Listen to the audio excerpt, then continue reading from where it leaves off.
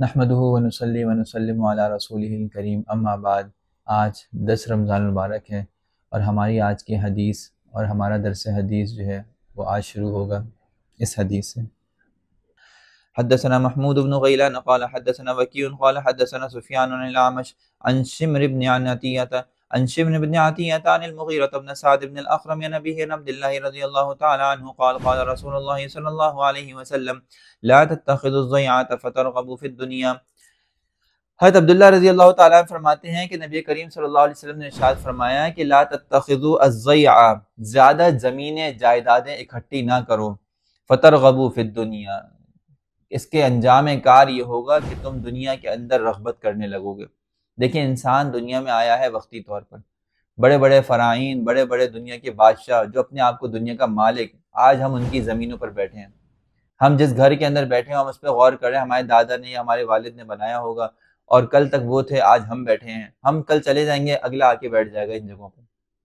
یہ دنیا، یہ زمینیں انسان اپنے ساتھ لے کے نہیں جاتا، لیکن ایک آدمی جب زیادہ زمینیں، زیادہ جائیدادیں اکٹھی کرنے کی فکر میں پڑ جاتا ہے تو وہ اسی میں منہمک ہو کے رہ جاتا ہے کہ گویا کہ اس کو ہمیشہ ہمیشہ کے لیے اس دنیا میں رہنا ہے، حالانکہ اس کی موت اس کے سر پہ کھڑی ہے، کب آ جائے اور کب اس کو اس دنیا سے لے جائے۔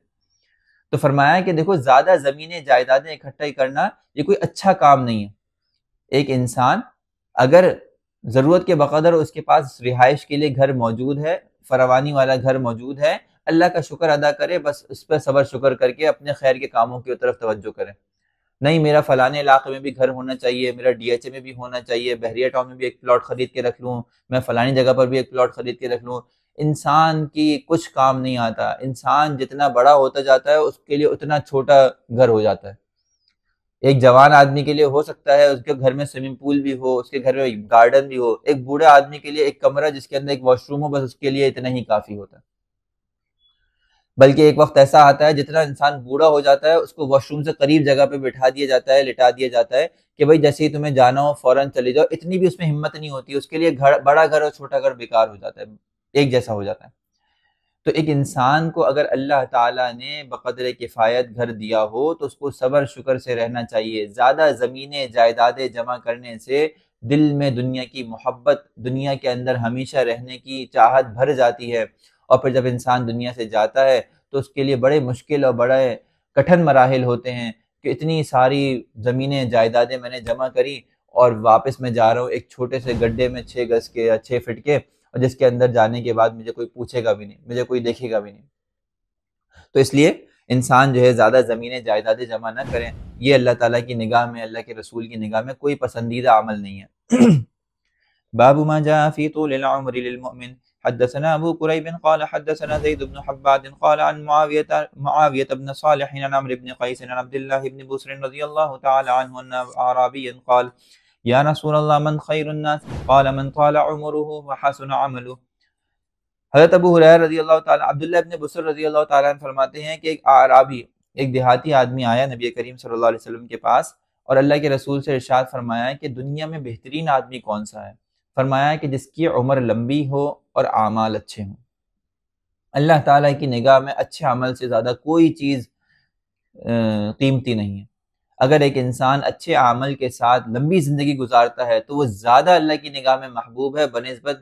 وہ اچھے عمل کے ساتھ ایک چھوٹی زندگی گزارے۔ ہم میں سے ہر آدمی اس بات کی بعض اوقات دیندار طبقہ تمنا کرتا ہے کہ یا اللہ بس مجھے شہادت عطا کر دے، یا اللہ بس فوراً میں آج ہی جو ہے مر جاؤں، شہید ہو جاؤں، اللہ کی بارگاہ میں چلا جاؤں، دنیا سے میں بے توجہ ہو جاؤں، دنیا کی چیزوں کو چھوڑ جاؤں۔ حالانکہ یہ کوئی پسندیدہ چیز نہیں۔ پسندیدہ چیز یہ ہے کہ انسان کی زندگی لمبی ہو اور اس کے اعمال خیر زیادہ ہوں۔ حدیث میں آتا ہے نبی کریم صلی اللہ علیہ وسلم کے پاس 2 بھائی آتے تھے، ایک بھائی جو تھے وہ غزوے میں شہید ہوئے اور دوسرے بھائی اس کے 1 ہفتے بعد طبعی موت مرے۔ تو ایک صحابی آیا، وہ کہنے لگے کہ اللہ کے رسول، میں نے دونوں کو خواب میں دیکھا اور میں نے دیکھا کہ وہ آدمی جو بعد میں مرا ہے وہ پہلے جا رہا ہے اور شہید بعد میں جنت میں گیا۔ تو آپ صلی اللہ علیہ وسلم نے اس کو ارشاد فرمایا کہ تم اس کے 1 ہفتے کے اعمال کو کیا کرو گے؟ یعنی جس کے 1 ہفتے کے اعمال زیادہ ہیں وہ اللہ تعالیٰ کی نگاہ میں اس شہادت کے مرتبے سے بہت زیادہ اعلیٰ اور افضل ہے۔ تو انسان کو اچھی شہادت، اچھی موت کا مل جانا اور جلدی موت کا شوق تو ہوتا ہے، لیکن اللہ کے رسول کی نگاہ میں بہترین بات یہ ہے کہ ایک انسان کی زندگی بھی طویل ہو، ہمارے بزرگان اور اکابرین وہ ان کو اللہ تعالیٰ شہادت کی موت بزرگی میں اور بڑھاپے میں بھی بعض اوقات عطا فرما دیتے ہیں۔ تو انسان کی سعادت یہ ہے کہ انسان ایک لمبی زندگی گزارے،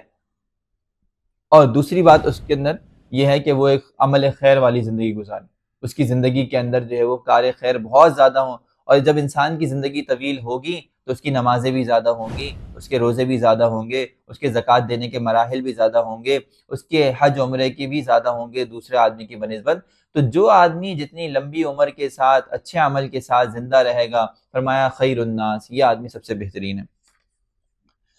باب ما جاء فی اعمار هذه الامه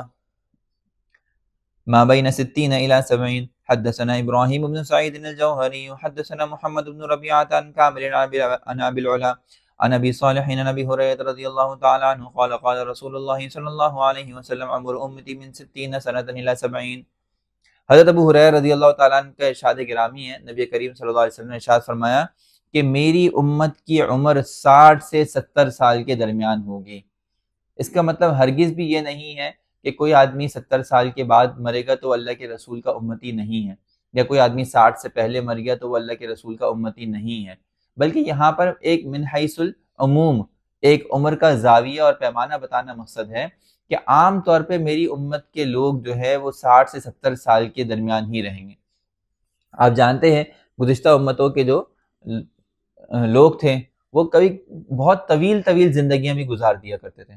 حضرت موسیٰ علیہ السلام کے زمانے میں 200-300 سال ہونا، 500 سال ہونا، حضرت نوح علیہ السلام کے زمانے میں 900 سال ہونا ایک عام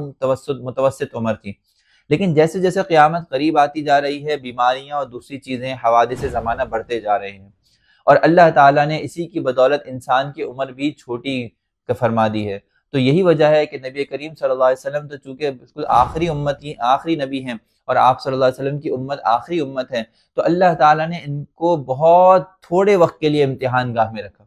سوچیں ہم 60-70 سال کی زندگی کو کتنا بڑا سمجھتے ہیں، حالانکہ جو 700 سال کی زندگی ہوگی وہ کتنی بڑی ہوگی اس کے مقابلے میں، جو 600 سال کی یا 900 سال کی زندگی ہوگی وہ کتنی طویل اور کتنی کٹھن ہوگی اس کے مقابلے میں۔ اللہ تعالیٰ نے اس امت کے اخیر حصے کا گویا کہ ایک طرح سے یہ انعام و اکرام کا معاملہ کیا کہ اس کا امتحان بہت تھوڑا سا لے کے بس اس کو چھوڑ دیا۔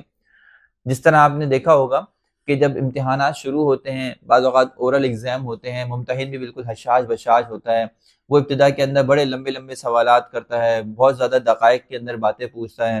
اور پھر آہستہ آخر والوں کو کہتا ہے بس تم 2 سوال بتاؤ، بس اس کا جانے دیتا ہے۔ تو گویا کہ اس امت کے ساتھ معاملہ بھی ایسا ہی ہے کہ یہ امت چونکہ آخر میں ہے، اخیر امت ہے، اس لیے اس کو بہت زیادہ لمبی تاخیر کے لیے دنیا میں نہیں رکھا گیا۔ 60 سے 70 سال کے درمیان ہی آپ صلی اللہ علیہ وسلم کی جو ہے امت تھی۔ نبی کریم صلی اللہ علیہ وسلم کی کل عمر اپنی 63 سال تھی۔ آپ صلی اللہ علیہ وسلم کے خلفائے راشدین ابوبکر رضی اللہ تعالیٰ عنہ، عمر رضی اللہ تعالیٰ عنہ، عثمان رضی اللہ تعالیٰ عنہ، ان کی عمریں بھی 60 سے 63 سال کے درمیان ہی آتی ہیں۔ تو بہرحال آپ صلی اللہ علیہ وسلم کے جو امتی ہیں ان کا جو ہے وہ ایک عام متوسط عمر جو ہے وہ 60-70 سال کی ہوگی۔ اس میں سے ہو سکتا ہے کوئی آدمی 70-80 سال 90 سال بھی جی لے، اور یہ بھی ہو سکتا ہے کوئی 40-50 سال کے اندر موت آ جائے۔ باب ما جاء في تقارب الزمن وقصر الامل حدثنا عباس بن محمد الدويري وقال حدثنا خالد بن مخلد قال حدثنا عبد الله بن عمر رضي الله تعالى عن سعد بن سعيد الانصاري رضي الله تعالى عن انس بن مالك رضي الله تعالى عنه قال قال رسول الله صلى الله عليه وسلم لا تقوم الساعة حتى يتقارب الزمان ويكون السنة كالشهر والشهر كالجمعة وتكون الجمعة كاليوم ويكون اليوم كالساعة